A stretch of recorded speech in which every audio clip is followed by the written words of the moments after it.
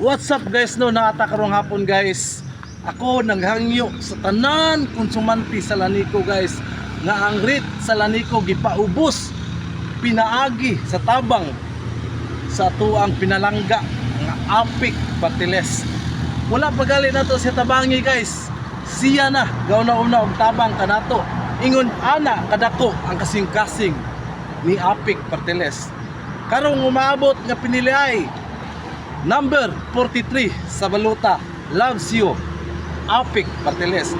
Dili lang kana guys, gitabangan sa Apic Fertilized ang 19 paubos kilowatt-yos. Gitagaan na sa Apic Fertilized og 5% discount. Si Apic Fertilized ang nagtabang na guys, walay lain. Apic Fertilized.